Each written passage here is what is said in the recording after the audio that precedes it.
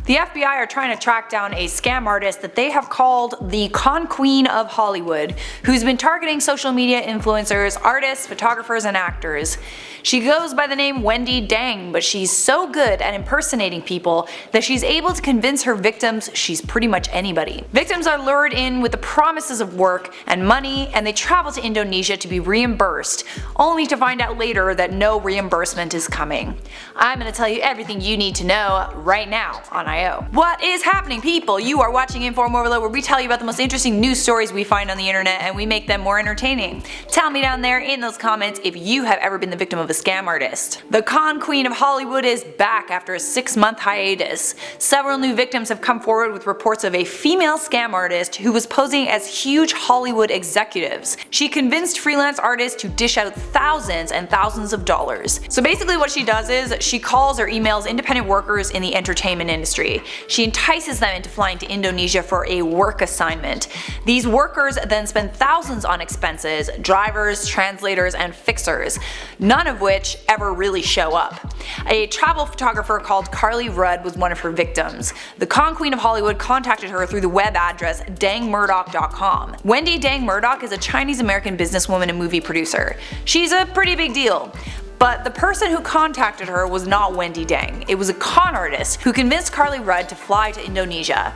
Carly isn't stupid, she was skeptical at first, but the con artist called her and spoke to her, and talked to her in extreme detail about her childhood experiences in China, which checked out. The con artist spoke of people in China who, between the hours of 10 PM to 7 AM, would talk about their dreams and aspirations. She then convinced Carly to come to Southeast Asia to photograph the Chinese communities who had immigrated there. The con artist sent over a professional-looking contract, and Carly traveled to Jakarta on a first-class plane ticket for a meeting. The con artist then convinced her to dish out an additional $1,400, which doesn't really seem like much, but little by little the con artist convinced these people to pay more and more for things like tour guides, drivers, and other expenses. A quote, money man comes to them to collect the money, and apparently he drives a moped.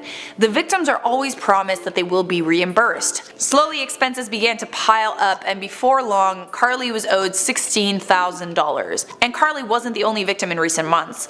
According to investigators, hundreds of thousands of dollars have been taken from hundreds of victims over the last 2.5 years. The Con Queen of Hollywood briefly went on a 6-month hiatus, but now she's back. When she got back to the States, Carly reported her story to the FBI and investigators at K2 Intelligence in New York. It seems that most of these victims are from Australia, Asia, Europe, and America.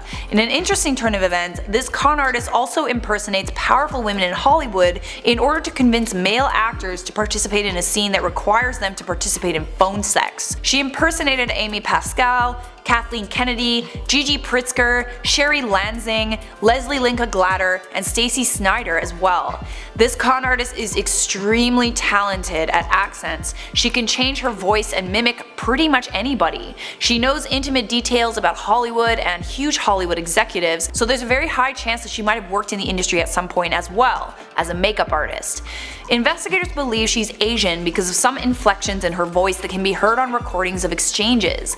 The Con Queen of Hollywood calls her victims constantly, sometimes twice a day or more, and at all hours of the night. She would spend hours talking to her victims, using intimidation tactics, charm, and psychology. She really messes with victims' heads. Victims have said she left them feeling insecure and destroyed when their relationship came to an end. It's clear that this woman is a bit of an evil genius, and she's working with a huge network of people. It possibly points to organized crime. I've personally been the victim of a scam like this. Con artists tend to prey on vulnerable people looking for employment. When you're desperate and hungry for opportunity, a glimmer of hope like a huge Hollywood executive calling you seems like your big break that you've been anxiously waiting for. The entertainment industry is full of people like this. I feel like half the people in the entertainment industry consist of fake agents, fake producers, and fake directors, all preying on your love of your craft and desire to do well. Another huge market for scam artists is the rental market, especially in places with outrageous living costs. If you're looking for a job or a new home, be wary of scam artists. Remember, if an opportunity sounds like it's too good to be true, it probably is. Never ever dish out money for an employer in advance. If they ask, run for the hills. Okay guys, that is all I have for you on that. Tell me your experiences with scam artists down there in the comments. For now, I'm gonna do some comment replies. Duke Nasty said, I smashed that like button so hard I can't walk straight. That is a very hard smash. Make sure you stretch. Steve Hunt said political issues are important, but if you want to be entertained, come to I.O. If you want to be annoyed and depressed, watch TV news. What he said. Carly and Alice said, I feel really smart now. Oh, good for you. I'm glad that we could have contributed to that. This is the end screen. It means the video is officially over. Click that playlist to keep watching I.O. and if you are a fan of this video, why don't you leave a like, sub, and turn on those notifications so I can see you in the next I.O. video.